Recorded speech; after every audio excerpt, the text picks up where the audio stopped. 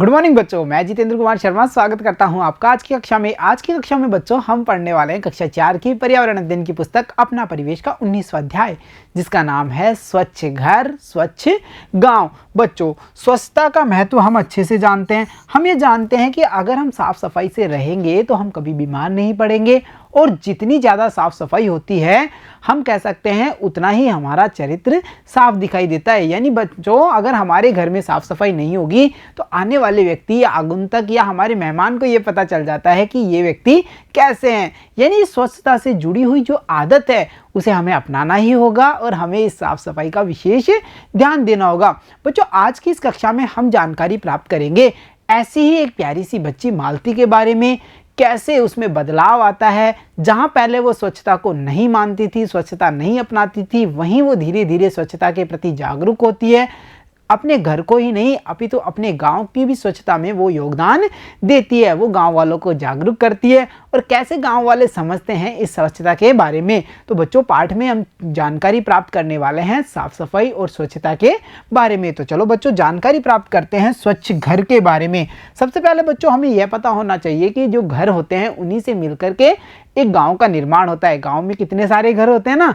तो बच्चों, सबसे पहले हमें यह कोशिश करनी चाहिए कि हमारे घर की अच्छे से साफ सफाई हो जाए, क्योंकि जब तक हम स्वयं इस बात को लेकर के जागरूक नहीं होंगे, साफ सफाई को लेकर जागरूक नहीं होंगे, तब तक बच्चों हम परिवर्तन नहीं ला सकते।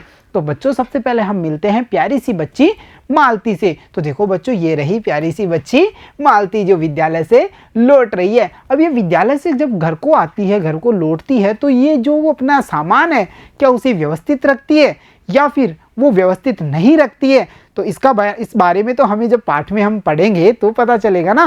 तो चलो बच्चों, मालती से मिलते हैं और उसके घर पे चलते हैं और देखते हैं मालती के जो रूम है, कमरा है, उसकी क्या हालत है। तो बच्चों, यहाँ पर हम देख पा रहे हैं मालती के कमरे को। दिख रहा है ना सभी को कितना अस्त व्यस्तता है, हर सामान अपनी जगह पे नहीं है, चारों तरफ हमें गंदगी और सामान बिखरा हुआ दिखाई दे रहा है ना। तो हम कह सकते हैं यह एक साफ सुथरा कमरा नहीं है। ऐसा क्यों होता है बच्चों? देखो, मालती स्कूल से आकर अपना बस्ता, जूते, कपड़े आदि फैलाकर बैठ गई। यानी उसने ना तो अपना कोई सामान एक उचित स्थान पे रखा है और ना ही अपने कमरे की साफ सफाई का विशेष ध्यान रखा है। यानी मालती अब तक साफ सफाई के प्रति जागरूक नहीं है। फिर ऐसा क्या होता है कि मालती साफ सफाई के प्रति जागरूक होती है?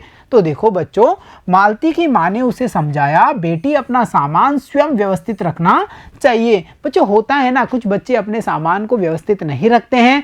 उनके जो पेरेंट्स होते हैं, माता पिता होते हैं, वो उस सामान को व्यवस्थित रखते हैं, या फिर कभी कभी वो सामान व्यवस्थित रखा ही नहीं जाता और फिर जब वो जरूरत होती है उन्हें उस सामान की तो वो उन्हें मिलता भी नहीं है। इस वजह से उनकी दिनचर्या भी प्रभावित होती है। तो ऐसा ही कुछ मालती के साथ होता था। तो माँ ने समझाया कि बेटी, तुम अपना सामान है ना व्यवस्थित रखा करो। क्यों रखा करो? क्योंकि इससे चीज़ें ढूंढने में समय भी खराब नहीं होता और मन भी खुश होता है। जब बच्चों हम हमारे कमरे को साफ सुथरा देखते हैं तो हमें कितनी प्रसन्नता होती है ना।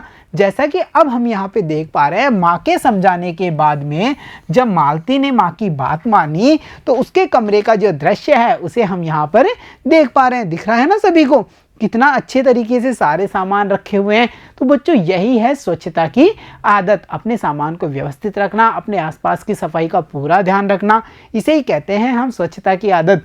बच्चों, साथ ही साथ देखो, यह आदत बन जाए तो सफाई स्वतः ही हो जाती है। यानी अगर हम कचरा फैलाएंगे ही नहीं, हम सामान को व्यवस्थित रखेंगे तो जाहिर सी बात है ना, गंदगी होगी ही नहीं और हमारा सामान व्यवस्थित रहेगा। तो माँ ने मालती को समझा दिया। अब मालती यह समझ चुकी थी कि जो मेरा घर है उसे मैं कैसे साफ रखूंगी, और उसने इस आदत को अपनाया और अपने सभी सामान को भी व्यवस्थित रखने लगी। बच्चों, यहाँ पर हमने जाना मालती के बारे में और उसकी स्वच्छता की आदत के बारे में।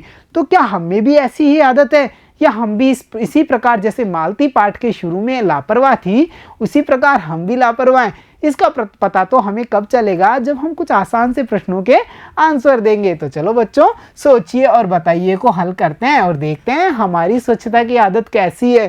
देखो बच्चों, सबसे पहले हमसे पूछा है आपका सामान कौन व्यवस्थित रखता है। तो जाहिर सी बात है बच्चों, मैं यहाँ पर मेरा बता रहा हूँ कि मेरा सामान कौन व्यवस्थित रखता है, और आप अपने स्वयं का बताएंगे कि आपका सामान कौन व्यवस्थित रखता है। जैसे देखिए, मेरा सामान मैं स्वयं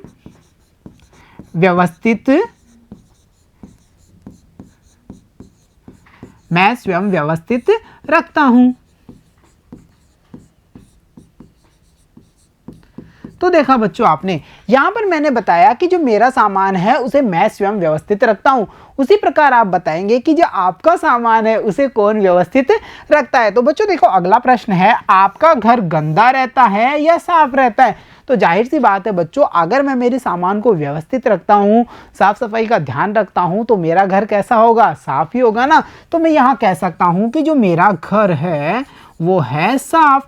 अब आपका घर कैसा है उसके बारे में आप यहाँ पर बताएंगे। तो देखा बच्चों आपने, हमने यह जाना कि घर की स्वच्छता कैसे शुरू की जाती है और कैसे यह आदत हमारी बनेगी तो जो साफ सफाई है वो अपने आप ही होना शुरू हो जाती है। अब बच्चों मालती में परिवर्तन आ चुका था और वो जान गई थी कि सफाई जरूरी है, इसलिए उसने ठानी कि अब हमारा घर तो स्वच्छ हो चुका है, परंतु अब कोशिश करनी है कि हमारा गांव भी कैसा बने? साफ सुथरा बने। तो चलो बच्चों, अब देखते हैं हमारा अगला प्रश्न। और अगला प्रश्न है, आपके घर की सफाई में आप क्या योगदान देते हैं? बच्चों करते हैं ना, हम साफ सफाई में कोई ना कोई योगदान हमारा अवश्य होता है। जैसे जब हमारे बड़ों ने घर की साफ सफाई की तो हमने जो कचरा हुआ उसे कचरा पात्र में डालने का काम किया, ये भी हमारा योगदान है। इसके अलावा बच्चों हम कोशिश करते हैं कि जो हमारी वस्तुएं हैं उन्हें हम व्यवस्थित रखें, जिससे कि गंदगी ना हो, और जो भी कचरा होता है हमारे द्वारा किया जाता है उसे हमारी यह कोशिश होती है कि हम उसे कचरा पात्र में ही डालें। तो ये वो योगदान है जो हम घर की सफाई में करते हैं। तो मैं यहाँ पर आराम से लिख सकता हूँ कि मैं कचरा कचरा पात्र में डालता हूँ। तो मैं यहाँ क्या लिखूंगा कि मैं कचरा कचरा पात्र में डालता हूं, या डालना ये होगा। देखो, इसके अलावा साथ ही साथ सामान व्यवस्थित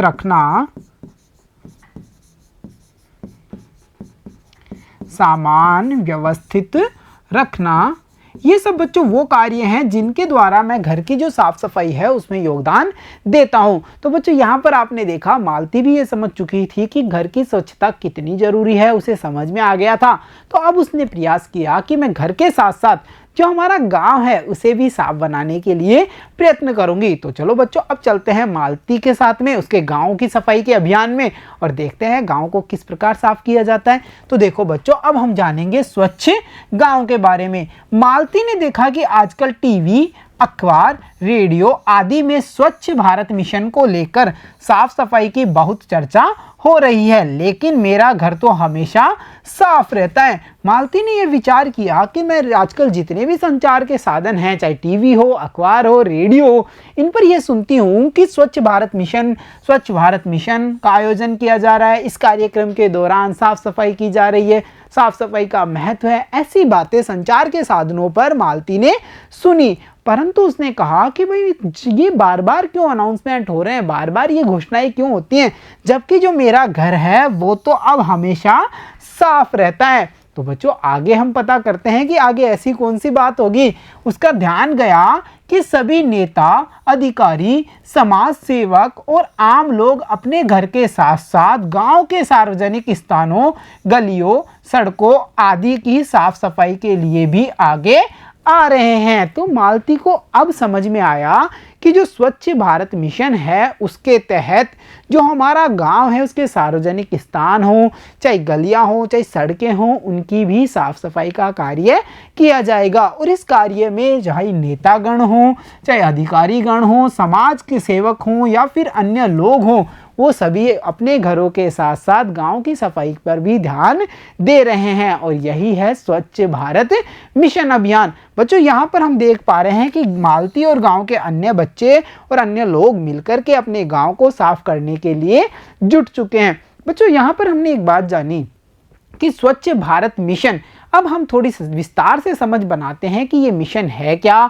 इसकी जो शुरुआत है वो कब की गई, इसका क्या उद्देश्य है, इन सब के बारे में। तो चलो बच्चों जानते हैं अब स्वच्छ भारत मिशन को। देखो बच्चों, स्वच्छ भारत मिशन अभियान की शुरुआत 2 अक्टूबर 2014 में हुई। यानी बच्चों 2 अक्टूबर को क्या बनाया जाता है या किस महापुरुष की जयंती होती है, हमें पता है ना, यह महात्मा गांधी जी की जयंती का अवसर होता है। तो महात्मा गांधी जी के जयंती के अवसर पर 2 अक्टूबर 2014 में स्वच्छ भारत मिशन के अभियान की शुरुआत की गई। बच्चों इसकी शुरुआत राजघाट नामक स्थान से हुई और यहाँ पर हम देख पा रहे हैं उस इमेज को जहाँ पर स्वच्छ भारत मिशन की शुरुआत की घोषणा की जा रही है। बच्चों यहाँ पर हमने इसके बारे में सामान्य जानकारी प्राप्त कर ली। अब हम जानते हैं कि इसका उद्देश्य क्या है। तो देखो बच्चों, 2 अक्टूबर को गांधी जी की जयंती के अवसर पर इसकी शुरुआत की गई, क्योंकि स्वच्छ भारत का सपना गांधी जी ने देखा था और गांधी जी का यह मानना था कि अगर व्यक्ति स्वयं साफ सफाई को नहीं अपना सकता तो वो कोई भी कार्य ढंग से नहीं कर पाता था। बच्चों इसके साथ साथ एक कहावत भी जुड़ी हुई है, कहानी भी जुड़ी हुई है कि गांधी जी के आश्रम में अगर कोई व्यक्ति काम मांगने के लिए आता था तो उसे सबसे पहले शौचालय की सफाई का कार्य दिया जाता था। अगर व्यक्ति उस कार्य को उचित ढंग से कर लेता था तो ही उसे अन्य कार्य दिए जाते थे, क्योंकि गांधी जी साफ सफाई का बड़ा महत्व मानते थे। इसीलिए बच्चों उन्होंने स्वच्छ भारत का सपना देखा और उन्हीं के इस सपने को आधार बना करके उनकी जयंती के अवसर पर 2 अक्टूबर 2014 को इस मिशन की, इस अभियान की शुरुआत की गई। बच्चों इसका जो स्लोगन है या आदर्श वाक्य है वो है एक कदम स्वच्छता की ओर, और कदम से कदम जब हम बढ़ाएंगे तो पूरा भारत एक होगा और ये जो स्वच्छता का सपना है वो पूरा होगा। इसीलिए इसका जो आदर्श वाक्य है इस कार्यक्रम का, इस मिशन का, वो है एक कदम स्वच्छता की ओर। बच्चों देखिए इसका उद्देश्य गलियों, सड़कों तथा सार्वजनिक स्थलों को साफ सुथरा करना है। यानी हम समझ पा रहे हैं कि इसका जो उद्देश्य है वो संपूर्ण राष्ट्र में साफ सफाई का है। बच्चों यहाँ पर हमें यह भी पता होना चाहिए कि यह भारत सरकार का राष्ट्रीय स्तर का अभियान है, यानी कि इस पूरे कार्यक्रम का आयोजन हमारे पूरे राष्ट्र के स्तर पर किया जा रहा है। पूरे देश में यह अभियान आयोजित हो रहा है। तो बच्चों हमने यहाँ पर जाना एक कदम स्वच्छता की ओर आदर्श वाक्य वाले हमारे स्वच्छ भारत मिशन अभियान के बारे में। तो बच्चों अब समय है कुछ आसान से प्रश्नों को हल किया जाए। तो चलो देखते हैं हमारे प्रश्न पता कीजिए और बताइए में। बच्चों पता कीजिए और बताइए में जो हमारा पहला प्रश्न है वो है, क्या आपके मोहल्ले में सभी घरों में शौचालय है?